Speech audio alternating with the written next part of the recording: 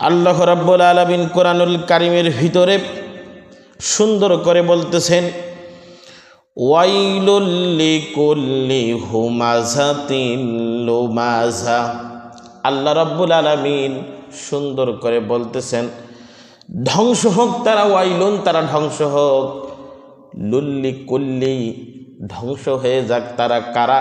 যারা মানুষকে সামনাসামনি গালিগালাজ করে, অথবা সামনাসামনি বলতে না পারলে তার পিছনে গিয়ে গালিগালাজ করে, তার পরনিন্দা করে, খারাপ কথার আলোচনা করে, তারা হলো দুনিয়ার পরে ধ্বংস হোক। এটা আল্লাহ তাআলা বলতেছেন।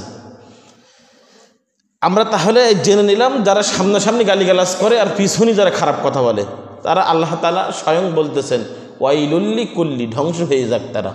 দুই শ্রেণীর মানুষ, সামনাসামনি যারা খারাপ বলে আর পিছনে যারা খারাপ করে। সামনাসামনি বলতে পারে না, কারণ সামনাসামনি আবার অনেক সময় বললি সম্পর্ক নষ্ট হয়ে যায়, এই জন্য পিছনে বলে। অর্থাৎ 4-5 জন এক জায়গায় হয়েই আলোচনা করে, সামনাসামনি তো বলতে পারলাম না, আসেন পিছনে বসে আলোচনা করি ওই লোক সম্পর্কে। এই জন্য আল্লাহ তাআলা বলতেছেন, সামনাসামনি বললেও ধ্বংস হবে, পিছনে বললেও ধ্বংস হবে, লুল্লি কুল্লি ধ্বংস হবে হেরা। এখন প্রথম নাম্বার দলিল, 1 নাম্বার দলিল। আরেক নাম্বার দলিল শোনেন, কোরআনুল কারীমের 49 নম্বর সূরাতুল হুজুরাতের ভিতরে আল্লাহ তাআলা তার 12 নম্বর আয়াতে আরেকটা দলিল পেশ করতেছেন। যারা পিছনে পিছনে মানুষের গুজুর গুজুর ফুসুর ফুসুর করতে খুব ভালো লাগে, মানুষের খারাপ কথা খুব তৃপ্তি পায়, ওর যদি একটু ক্ষতি করতে পারে তা ওর সারাদিন যেন দিনটা ভালো যায়, আমোদ ফুর্তিতে কেটে যায়, এই মানুষ সম্পর্কে আল্লাহ তাআলা আরেকটা দলিল পেশ করতেছেন। সূরাতুল হুজুরাতের 12 নম্বর আয়াত আল্লাহ তাআলা বলতেছেন, আল্লাহ রাব্বুল আলামিন বলেন, ইয়া আইয়ুহাল্লাযীনা আমানু জতানিবু কাসীরাম মিনাল যন্নি ইন্না বা'দাজ যন্নি ইসমুন ওয়া লা তাজাসসু। আল্লাহ তাআলা তার নবীকে বলছেন, নবী হে, আপনি ঈমানদারদেরকে জানিয়ে দিন তারা যেন মানুষদের বহুবিধ ধারণা যেন না করে, অর্থাৎ আন্দাজে যেন কথা না বলে, আন্দাজে কথাবার্তা বলে, মানুষদেরকে বিভ্রান্ত ছড়ায়। যে ধারণা করি একজন সম্পর্কে কথা বলে যে ও দেখবা ভবিষ্যতেই করবে, এই ধারণা নিয়ে যেন মানুষ কথা না বলে। কারণ এই আন্দাজে কথা বলে একটা বড় পাপ। এই আন্দাজে কথা বলা বড় একটা কি, আল্লাহ তাআলা বলতেছেন যে বড় পাপ, এই পাপ যেন তারা না করে। তারপরে তিনি বলতেছেন, ওয়ালা ইয়াগতাব বা'দুকুম বা'দা, তার একজন যেন আরেকজন ভাইয়ের গোপনীয় বিষয় যেন আলাপ আলোচনা না করে। তার একটা ভাই একটা খারাপ কাজ করুক, সেই বিষয়টা যেন বটতলার মোড়ে গিয়ে 10 জনের সামনে চার দোকানে বসে বসে তাকে দেখিয়ে যেন আলাপ আলোচনা না করে এবং হাসাহাসি না করে। সে যদি আবার চা খেতে যায় তারও যেন মান সম্মান ক্ষুণ্ণ না হয়। কথাগুলো ভেবেন, একবার চিন্তা করেন ভাই জানেরা আমার। আল্লাহ রাব্বুল আলামিন কত সুন্দর করে তার বান্দাদেরকে বলতেছেন, তারপরে বলতেছেন আয়াহিব্বু আহাদাকুম, আল্লাহ তাআলা বলতেন, এবং পিছনেও যেন তার খারাপ কথা না বলে। সামনাসামনি তো বললই, প্লাস ওই ব্যক্তি যেন ওই ব্যক্তি চার দোকানটা চা খেয়ে উঠে চলে গেলে এবার 5 জন মিলে এক যায় বসে যেন খারাপ কথা না বলে, পিছনে যেন গীবাত না করে, পিছনে যেন খারাপ কথাও না বলে, সেই সম্পর্কে আল্লাহ তাআলা কুরআনুল কারীমের ভিতরে কোট করে দিয়ে রাসূল সাল্লাল্লাহু আলাইহি ওয়াসাল্লাম বলেন। এবার তারপরে বলতেছেন, এই যারা পিছনে কথাবার্তা বলে তাদের একটা শাস্তি আছে, পরে বলবো। আরেকটা দলিল নিয়ে আসি, যারা পিছনে কথাবার্তা বলে গালিগালাজ করে এদের শাস্তি সম্পর্কে, তারপরে এই কাজগুলো আবার কি পরিমাণে খারাপ কাজ সেটাও বলবো। আসুন আরেকটা দলিল নিয়ে আসি। সূরাতুল হুজুরাতের 11 নম্বর আয়াতে আল্লাহ তাআলা আরেকটা দলিল পেশ করতেছেন, যারা সামনাসামনি মানুষদেরকে গালি দেয় অথবা পিছনে গালি দেয়, রাসূল সাল্লাল্লাহু আল্লাহ তাআলা বলতেছেন, আল্লাহ তাআলা সুন্দর করে বলতেছেন, ইয়া আইয়ুহাল্লাযীনা আমানু লা ইয়াসখার কওমুম মিন কওমিন আসা আন ইয়াকুনা খায়রাম মিনহুম। আল্লাহ তাআলা বলতেছেন, হে রাসূল আপনি তাদেরকে বলে দেন তারা কারা, তারা একজন পুরুষ মানুষ আরেকজন পুরুষ মানুষকে যেন নিয়ে ঠাট্টা না করে, বিদ্রূপ না করে, অপমান না করে, লাঞ্ছিত না করে, আপনি পুরুষদেরকে বলে দেবেন, শুধু পুরুষেরা নয়, ওয়ালা নিসাগুম মিন নিসাইন, এবং যারা মেয়ে লোকেরাও যেন একজন মহিলা, একজন মেয়ে লোক আরেকজন মেয়ে লোককে ঠাট্টা না করে, বিদ্রূপ না করে, ঠাট্টা বিদ্রূপ না করে। শুধু তাই নয়, আল্লাহ রাব্বুল আলামিন যদি ঠাট্টা বিদ্রূপ করে, তাহলে হতে পারে একজন আরেকজনের থেকে উত্তম ভালো মানুষ। যাকে নিয়ে ঠাট্টা করতেছেন, বিদ্রূপ করতেছেন, সে হয় তোমার চেয়ে ভালো মানুষ হতে পারে। এই জন্য কাউকে নিয়ে ঠাট্টা বিদ্রূপ করবা না। এবার এই ঠাট্টা বিদ্রূপ কত বড় মানের গুনাহ আপনাদের সামনে বর্ণনা দিচ্ছি। আল্লাহ রাব্বুল আলামিন তারপরে বলতেছেন, আইয়াকুলা লাহমা আখিহি মাইতাং ফাকারিতুমু। আল্লাহ তাআলা বলতেছেন, এই ঠাট্টা বিদ্রূপকারী, অর্থাৎ সামনে গালিগালাজকারী আর পিছনে গালিগালাজকারী, এদের গুনাহটা এত পরিমাণ খারাপ, তার মৃত ভাইয়ের গোস্ত খাওয়ার যত পরিমাণ নিকৃষ্ট কাজ, একজন সামনে গালিগালাজকারী পিছনে গালিগালাজকারীর এত পরিমাণ নিকৃষ্টতম কাজ করে। জোরে কন্যা নাউজুবিল্লাহ মিন যালিক। গুনাহটার কত ওজন আল্লাহ তাআলা বলেছে, বুঝতে। একজন তার মৃত ভাইয়ের গোস্ত যদি সে খাতে পারে, কেউ কি এ জায়গায় কারণ মৃত ভাইয়ের গোস্ত খাতে পারবেন না? কেউ খেতে পারবেন?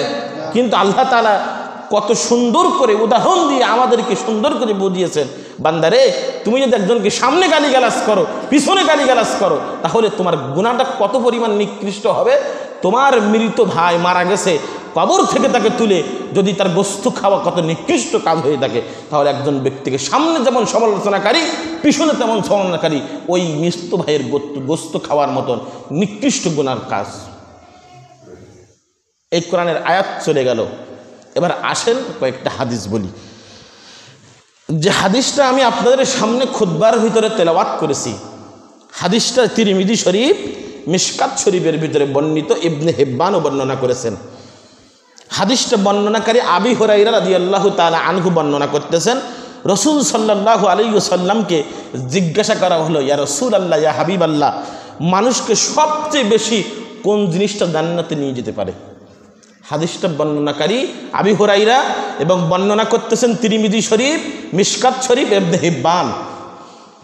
বড় বড় তিনজন, এক পণ্ডিত এবং হাদিস লেখক, কিতাবের লেখক। আবু হুরায়রা রাদিয়াল্লাহু তাআলা আনহু যখন এই কথা রাসূল সাল্লাল্লাহু আলাইহি ওয়াসাল্লামকে জিজ্ঞাসা করলেন, ইয়া রাসূলুল্লাহ, ইয়া হাবিবাল্লাহ, দুনিয়ার ভিতরে সবচেয়ে কোন ভালো কাজ মানুষকে জান্নাতে নিয়ে যেতে পারে? রাসূল সাল্লাল্লাহু আলাইহি ওয়াসাল্লাম বলে, দুইটা কাজ। ধরে কোন কয়টা? দুইটা কাজ মানুষকে আল্লাহর জান্নাতে নিয়ে যেতে পারে। রাসূল সাল্লাল্লাহু আলাইহি ওয়াসাল্লাম বলতেছেন, প্রথম নাম্বার কাজ হলো ফাকালাত তাকওয়া, আল্লাহ তাআলার ভয়। দ্বিতীয় নাম্বার হলে হুসনুল খুলুক, অর্থাৎ সৎ চরিত্র। সবচেয়ে ভালো কাজ আল্লাহ তাআলার ভয় করা। দ্বিতীয় নাম্বার কাজ হলো হুসনুল খুলুক, উত্তম চরিত্র। সৎ চরিত্রবান ব্যক্তিকে আল্লাহ তাআলার জান্নাতের পথ নিয়ে যেতে পারে। জোরে কন্না সুবহানাল্লাহ। এবার আবু হুরায়রা আরেকটা প্রশ্ন করেছেন, ইয়া রাসূলুল্লাহ, ইয়া হাবিবাল্লাহ, ওয়া সুইলা আন্না আকসারানা আদখুলুনান নার। ইয়া রাসূলুল্লাহ, ইয়া হাবিবাল্লাহ, মানুষকে সবচেয়ে খারাপ, মানুষকে সবচেয়ে জাহান্নামে নিয়ে যেতে পারে কয়টি কাজ? ইয়া রাসূলুল্লাহ, ইয়া হাবিবাল্লাহ, রাসূল সাল্লাল্লাহু আলাইহি ওয়াসাল্লাম বলতেছেন, মানুষকে জাহান্নামে নিয়ে যাওয়ার জন্য দুইটা জিনিস বেশি নিয়ে যাবে। দুইটা জিনিস আজকে শুনে নেন, মানুষকে দুইটা জিনিস বেশি জাহান্নামে নিয়ে যায়। রাসূল সাল্লাল্লাহু আলাইহি ওয়াসাল্লাম বলতেছেন, ফাকালাল ফাহু ওয়াল ফাখরুজ। রাসূল সাল্লাল্লাহু আলাইহি ওয়াসাল্লাম বলতেছেন, এক নাম্বার তার হলো জিহ্বা, আর দুই নাম্বার তার লজ্জাস্থান। এক নাম্বার কি? জিহ্বা। দুই নাম্বার কি? লজ্জাস্থান। তাহলে জিহ্বা কেটে ফেলাই দিতে হবে নাকি? এই যে যখন জাহান্নামে নিয়ে যায়, এর আগে শেষ করে দিতে হবে। আসুন, জিহ্বা ছাড়া কথা কি বাহির হয় না। যে কথা বলতে পারে না, হয় তার আলা জিহ্বা অথবা তার ছোট আছে, এই জন্য সে কথা বলতে পারে না। এই জিহ্বা দ্বারা আল্লাহ তাআলা কি বুঝিয়েছেন? মানুষের মুখ, মানুষের জবান, এই জিহ্বা দ্বারা রাসূল সাল্লাল্লাহু আলাইহি সাল্লাম কি বুঝিয়েছেন, এই জিহ্বা দ্বারা তুমি যে কথাগুলো বলবা, ওই কথা যদি তোমার কোনো ভাইকে কষ্ট দেয়, গালিগালাজ দেয়, পিছনে গালিগালাজ দেয়, রাসূল সাল্লাল্লাহু আলাইহি সাল্লাম এই জন্য প্রথম অঙ্গীকার করেছেন এই জাহান্নামে যাওয়ার জন্য প্রথম এক নম্বর যে জিনিসটা কাজ করবে তার মানুষের মুখ, জিহ্বা। কেমন? রাসূল সাল্লাল্লাহু আলাইহি সাল্লামের একটা বিরাট বড় ঘটনা আমি বুখারী শরীফ থেকে বর্ণনা করতেছি। আমি শুধু অনুবাদক, কি এখান থেকে 1400 বছর আগে বিশ্বনবী জনাবে মুহাম্মদ রাসূলুল্লাহ সাল্লাল্লাহু আলাইহি সাল্লাম বলে গিয়েছেন, হাদিসটা বর্ণনা করতেছেন। রাসূল সাল্লাল্লাহু আলাইহি সাল্লাম বলছেন, আমি হলো ঘুমানো অবস্থায়, রাসূল সাল্লাল্লাহু আলাইহি সাল্লাম প্রতিদিন ফজরের পরে, আমি যেরকম ফজরের পরে আপনাদের দিকে নামাজ পড়ার পরে মুখ করে বসি না, রাসূল সাল্লাল্লাহু আলাইহি সাল্লাম মুখ করে বসতেন। বসার পরে সাহাবা একরাম যদি স্বপ্নে দেখতেন, তো রাসূল সাল্লাল্লাহু আলাইহি সাল্লাম আল্লাহ তাআলার হুকুমে ওই স্বপ্নের ব্যাখ্যা করতেন। প্রতিদিন এক একজনের স্বপ্নে এক একবার ব্যাখ্যা করে থাকেন। হঠাৎ করে একদিন রাসূল সাল্লাল্লাহু আলাইহি সাল্লাম নামাজ, ফজরের নামাজ পড়ে মুখ করে বসে আছেন, আর কেউ কোনো কথা বলতেছে না। প্রতিদিন তো রাসূল স্বপ্নের তাবির করেন, ব্যাখ্যা করেন। হঠাৎ করে একদিন যখন বলতেছে না, সাহাবা একরাম সকলেই চুপ। রাসূল সাল্লাল্লাহু আলাইহি সাল্লাম জিজ্ঞাসা করলেন, তোমরা কি আজকে কেউ স্বপ্নে দেখোনি? সাহাবারা বলতে দেন, রাসূলুল্লাহ ইয়া হাবিবাল্লাহ, না আমরা আজকে রাতে কোনো স্বপ্নে দেখি নাই। রাসূল সাল্লাল্লাহু আলাইহি সাল্লাম বলতেছেন, আমি আজ রাতে একটা স্বপ্নে দেখেছি। যেরকম না সুবহানাল্লাহ। রাসূল সাল্লাল্লাহু আলাইহি সাল্লাম বলছেন যে আমি আজকে রাতে একটা স্বপ্নে দেখেছি। সাহাবারা তখন রসুলের কাছাকাছি আগায় আসতেন। রাসূল সাল্লাল্লাহু আলাইহি সাল্লাম যখন স্বপ্নে দেখেছেন, তখন সকলে আগায় আসতেছেন রসুলের কাছে স্বপ্নের ব্যাখ্যা শুনবে। রাসূল সাল্লাল্লাহু আলাইহি সাল্লাম বলতেছেন, সামনে আগিও না, যে যেই জায়গায় আছে বসে পড়ো। আস্তে আস্তে করে সকলে বসে পড়লেন। রাসূল সাল্লাল্লাহু আলাইহি সাল্লাম স্বপ্নের ব্যাখ্যা করতেছেন, আমি রাতে যখন ঘুমিয়ে আছি, দুইজন ফেরেশতা এসেছেন, একজন আমার ডান হাত আর একজন আমার বাম হাত ধরে নিয়ে যাচ্ছেন। নিয়ে যেতে যেতে দেখি একজন মানুষ বসে আছে, আরেকজন মানুষ তার হাতে যেন কোদালের মতো অথবা আঁচড়ার মতো কি আছে, এই আঁচড়া দিয়ে, যার হাতে আঁচড়া আছে ওই ব্যক্তি আঁচড়াচ্ছে তার মুখটা। অথবা এমন বর্ণনা করতেছেন, একজন মানুষ বসে আছে, ওই মানুষের হাতে যেন আঁচড়া জাতীয় কি আছে, এমন জোরে জোরে আঁচড়াচ্ছে, আঁচড়াতে ওই মানুষের মুখ দিয়ে রক্ত বাহির হচ্ছে, চামড়া ছিঁড়ে ছিঁড়ে পড়ে যাচ্ছে, আবার ঠিক হয়ে যাচ্ছে, আবার যেন আঁচড়াচ্ছে মুখ, এরকম দেখতে পেলেন। সাহাবাদের যারা রাসূল সাল্লাল্লাহু আলাইহি সাল্লামকে নিয়ে গেলেন, ফেরেশতাদেরকে জিজ্ঞাসা করলেন, এরা কারা? ফেরেশতারা বললেন, আপনি সামনে চলুন, পরে বলবো, এখন বলবো না। সামনে আগাতে লাগলেন, আগাতে দেখেন একটা মানুষ শুয়ে আছে, আরেকটা মানুষ পাথর হাতে নিয়ে দাঁড়িয়ে আছে। যে ব্যক্তি দাঁড়িয়ে আছে, ওই ব্যক্তি পাথর হাতে নিয়ে যে ব্যক্তি শুয়ে আছে, ওই ব্যক্তির মাথা বরাবর এত জোরে জোরে পাথর মারতেছে, পাথরগুলা দুই খণ্ডিত হয়ে যাচ্ছে, আবার পাথর কুড়িয়ে আনতে আনতে মাথাটা ঠিক হয়ে যাচ্ছে। রাসূল সাল্লাল্লাহু আলাইহি সাল্লাম জিজ্ঞাসা করলেন, ভাইরা এ ব্যক্তিটাকে? রাসূলকে বললেন, আপনি সামনে চলুন, পরে বলবো, এখন হলো বলবো না। রাসূল সাল্লাল্লাহু আলাইহি সাল্লাম দেখতেছেন। দেখার পরে রাসূল সাল্লাল্লাহু আলাইহি সাল্লাম আরো সামনে গেলেন। সামনে যাওয়ার পরে দেখে বিরাট একটা নদীর ভিতরে মানুষেরা আগুনের ভিতরে হাবুডুবু খাচ্ছে, বাঁচাও বাঁচাও বলে নদীর কিনারায় আসতেছে।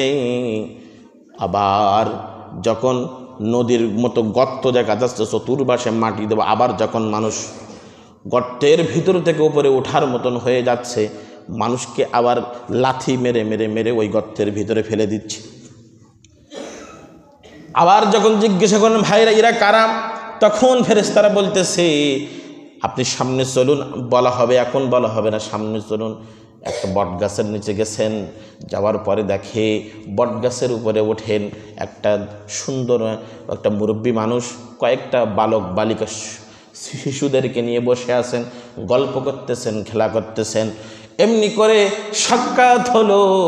তারপরে আরও উপরে উঠলেন, উঠার পরে দেখে যে একটা সবুজ বাগান, বাগানের ভিতরে অনেক সুন্দর সুন্দর ঘর দেখা যায়।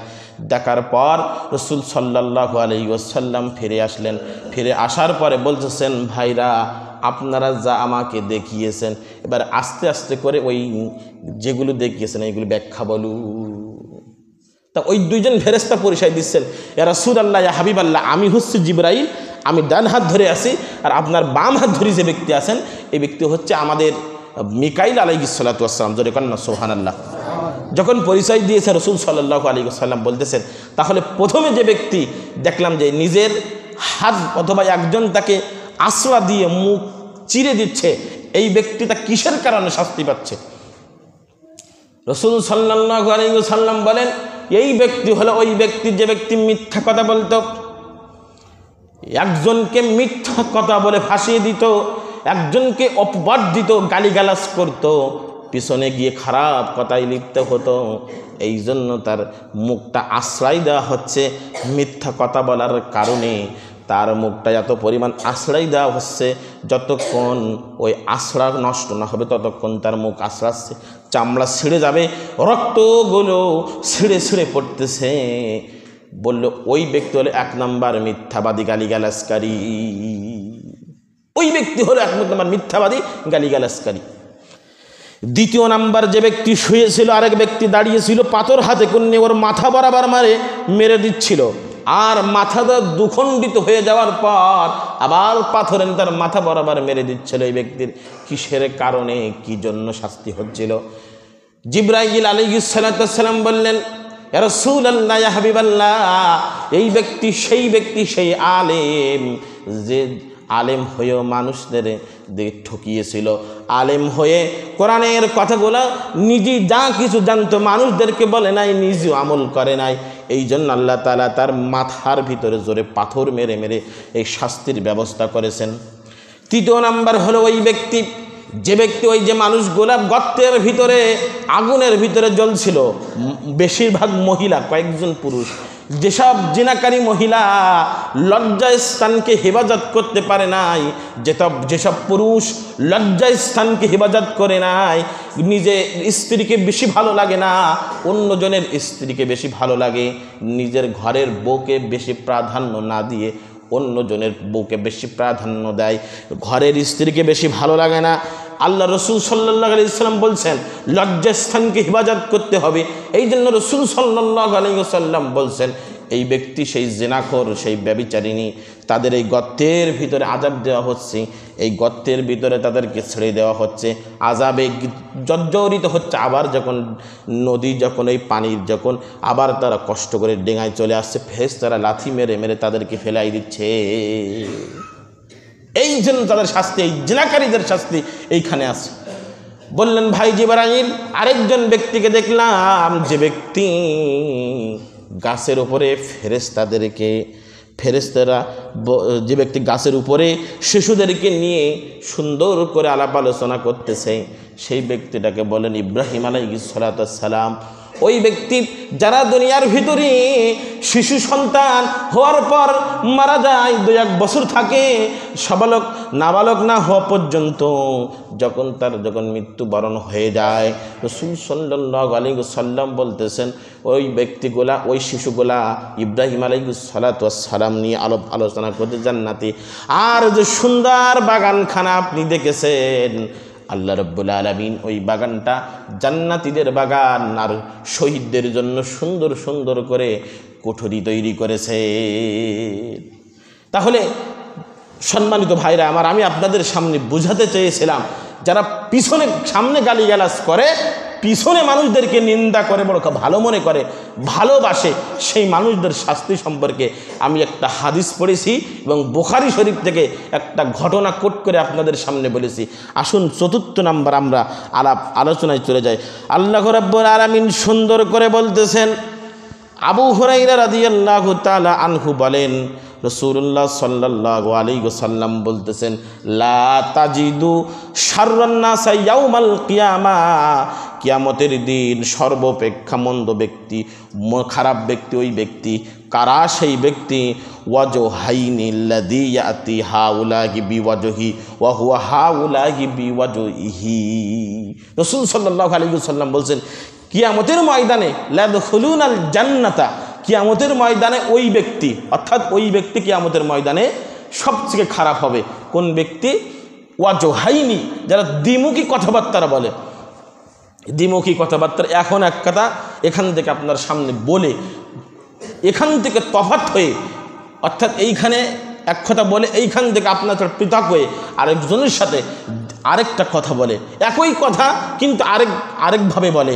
এই দ্বিমুখী কথাবার্তা যা কাল বলবে, কাল কিয়ামতের ময়দানে রাসূল সাল্লাল্লাহু আলাইহি ওয়াসাল্লাম বলছেন, সে এক মুখে আর এদের কাছে এক কথা বলে, আরেকজনের কাছে আরেক কথা বলে। কিয়ামতের ময়দানে সবচেয়ে এই ব্যক্তি আল্লাহর সামনে খারাপ অবস্থায় উঠবে, যে খারাপ অবস্থায় দেখে মানুষ বুঝবে এই ব্যক্তি জাহান্নামের অন্তর্ভুক্ত হয়ে গেছে। জোরে কন্যা নাউজুবিল্লাহ। হাদিসটা বুখারী মুসলিম। রাসূল সাল্লাল্লাহু আলাইহি ওয়াসাল্লাম সবচেয়ে গুনার কাজ, আমি যে কথা বলতেছিলাম আপনাদের সামনে, সবচেয়ে রাসূল সাল্লাল্লাহু আলাইহি ওয়াসাল্লাম গুনার দুইটা মাধ্যম বলেছেন। প্রথম নাম্বার জিহ্বা, দ্বিতীয় নাম্বার লজ্জাস্থান। কারণ মানুষের মুখ দিয়ে বেশি গুনার যত খারাপ কাজ এইগুলো এই মুখ থেকে সাপ্লাই হয়, এই মুখ দিয়ে বাইর হয়। আর লজ্জাস্থান খারাপ জায়গা, এই লজ্জাস্থান দিয়ে মানুষ জিনা ব্যভিচার খারাপ কাজ নিকৃষ্ট কাজগুলো করে থাকে। এই জন্য রাসূল সাল্লাল্লাহু আলাইহি ওয়াসাল্লাম বলছেন, দুইটা জিনিসের গ্যারান্টি দিতে হবে। দুইটা জিনিসের এই গ্যারান্টি যদি তোমরা দিতে পারো, তাহলে আল্লাহ তাআলা তোমাদেরকে জান্নাতের ব্যবস্থা করবেন। প্রথম নাম্বার মুখমণ্ডল, দ্বিতীয় নাম্বার হচ্ছে লজ্জাস্থান। এই দুইটা জিনিসের গ্যারান্টি যদি দিতে পারো, তাহলে তোমাকে আল্লাহ তাআলা জান্নাত দান করবেন। আজকে একটা স্ট্যাটাস দেখলাম, একটা MBBS ডাক্তার স্ট্যাটাস দিছে একটা ঘটনার। সে ঘটনাটা পড়ে অন্তত ভালো লাগলো, আপনাদের সাথে বলা প্রয়োজন। যে ঘটনাটা সমাজের ভিতরে অহর বিবাহিত যারা সমাজের ভিতরে, তারা অবশ্যই এই ঘটনার ভিতরে নিমজ্জিত ম্যাক্সিমাম। উনি লিখতেছেন যে একটা মানুষ অনেক দিন ধরে বিবাহিত মানুষ, একটা সন্তান আছে, থাকার পর ওই ব্যক্তি ঘরের স্ত্রী থাকার সত্ত্বেও বাইরে অন্য লোকের স্ত্রী বা বিভিন্ন মেয়ে লোকের দিকে আকর্ষিত হয়, অর্থাৎ নিজের স্ত্রীকে ভালো লাগে না। না লাগার কারণে ওই ব্যক্তি একটা পক্ষান্তরে পড়ে গেল যে কী করা যায়, লজ্জাস্থান কেন হেফাজত করতে হবে, সেই সূত্রে ঘটনাটা বলতেছে প্রেক্ষাপট অনুযায়ী। ম্যাক্সিমাম মানুষ এই ঘটনার ভিতরে নিমজ্জিত। ওই MBBS ডাক্তার স্ট্যাটাস দিয়ে বলতেছে, ওই ব্যক্তি আমার কাছে আসলেন, আমার কাছে বলতেছেন, ডাক্তার সাহেব আমার একটা রোগ, আমি খুব এই 1 বছর ধরে আশঙ্কিত করতেছি, আমার ঘরে শান্তি নাই, যেখানে যাই আমার অশান্তির ভিতরে নিমজ্জিত থাকি, অফিসে গেলে শান্তি লাগে না, বাইরে গেলে শান্তি লাগে না। তা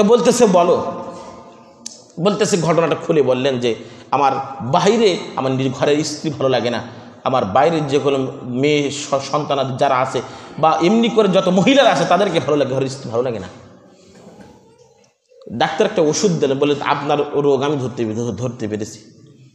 প্রেসক্রিপশন লিখতেছে, প্রেসক্রিপশনে উনি লিখতেছেন যে কোরআনুল কারিমের সূরাতুল মায়েদার ভিতরে আল্লাহ তাআলা বলছেন, হে ঈমানদারেরা, তোমরা তোমাদের লজ্জাস্থানকে হেফাজত করো, কারণ আল্লাহ তাআলা সব কিছু দেখতেছেন, আল্লাহ তাআলা সব কিছু শুনতেছেন, যেখানে যাও সেখানে আল্লাহ তাআলা তোমাকে দেখতেছেন।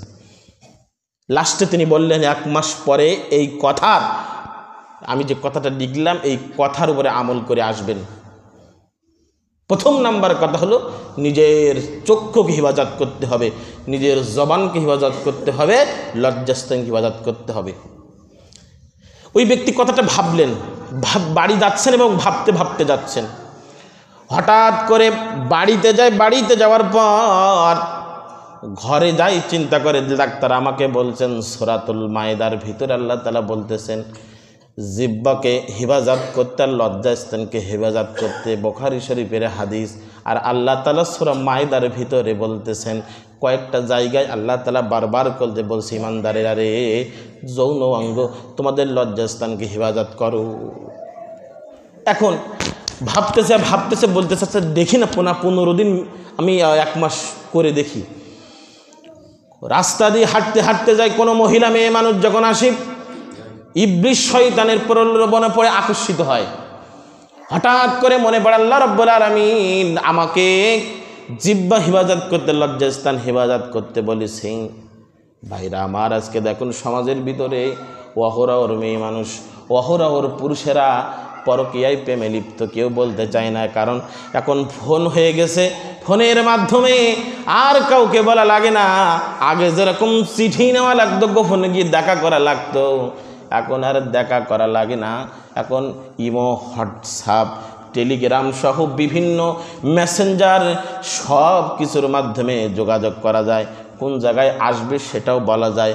ঘরের বিবির কাছে একটা ফোন আর তার কাছে একটা ফোন, বিবি আরেকজনের সাথে পরকীয়া প্রেমে লিপ্ত হয়ে যায়, আর স্বামীও পরকীয়া প্রেমে লিপ্ত হয়। কেউ কারোর বিরুদ্ধে কথা বলে না, পরকীয়া প্রেমে এই ব্যক্তিগুলা লিপ্ত হয়ে যায়। এই লিপ্ত হয় একজন আরেকজনের সাথে, আরেকজন আরেকজনের সাথে, কেউ কারো কিছু বলে না। একটা হাদিস দেখলাম, কোন স্ত্রী, কথার পরিপ্রেক্ষিতে চলে আসতেছে, একটা হাদিস দেখলাম রাসূল সাল্লাল্লাহু আলাইহি ওয়াসাল্লাম বলতেছেন, স্বামী স্ত্রী যদি 3 দিন এরকম কথা বন্ধ করে, শুধু মহিলাদের দোষ দেব না, এ জায়গায় আজকে মুসল্লিরা যত পুরুষ মানুষ আছেন, যদি করা বিবাহিত আমরা পুরুষ যারা আছি তাদেরকে উদ্দেশ্য করে বলতেছি, কোনো স্বামী কোনো স্ত্রী যদি 3 দিনের ওভারে বেশি কথা না বলে, রাসূল সাল্লাল্লাহু আলাইহি ওয়াসাল্লাম বলতেছেন আল্লাহ তাআলা ওই ব্যক্তি, ওই স্বামী স্ত্রীর প্রতি আসমানেতে ডাইরেক্ট গজব নাজিল করে দিয়ে দেয়।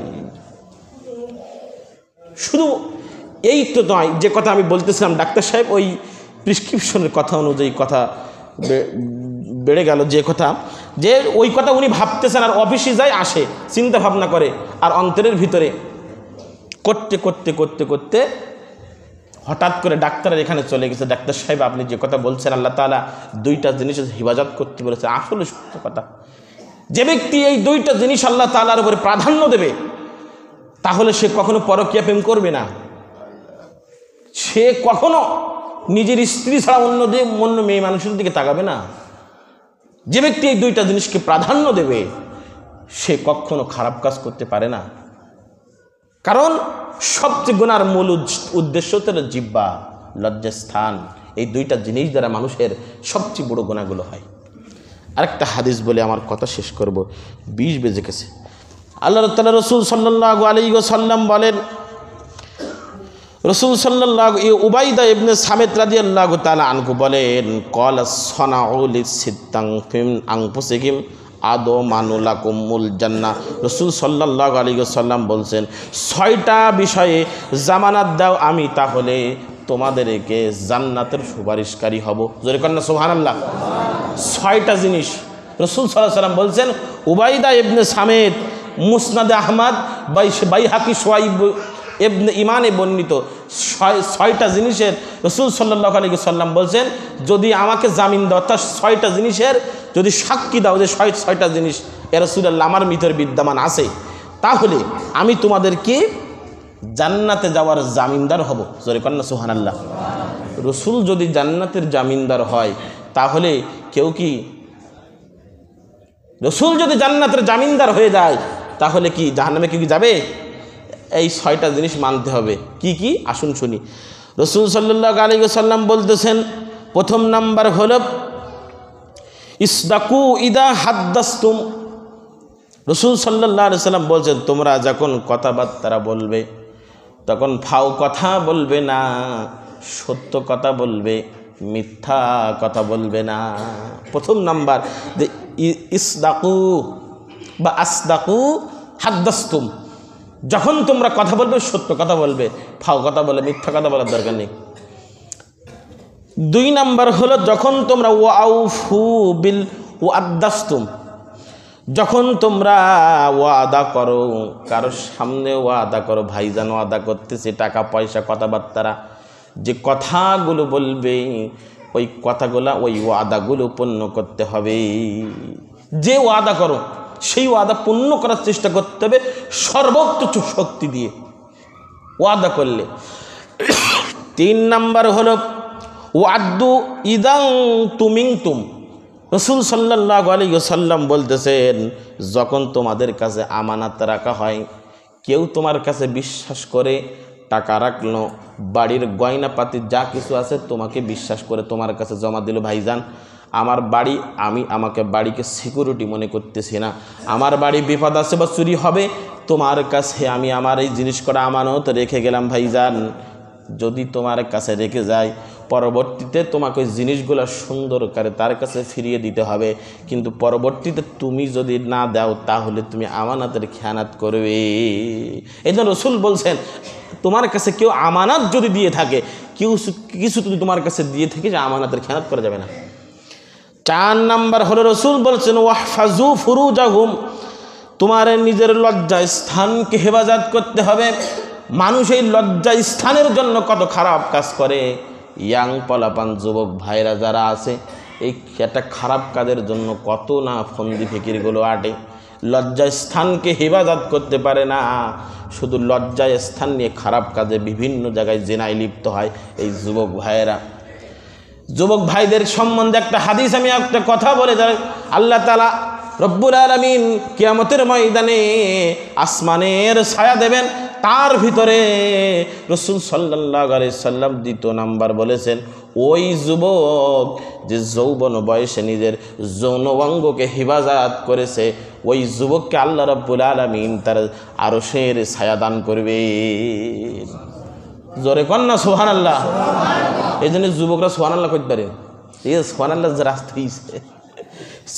যুবক ভাইরা রে, তোরা 31st নাইট হলি, তোদের হুশ থাকে না, গোস্ত 10-12 কেজি নিয়ে পিকনিক করিস, বিদেশিদের কৃষ্টি কালচারগুলো তোরা পালন করিস।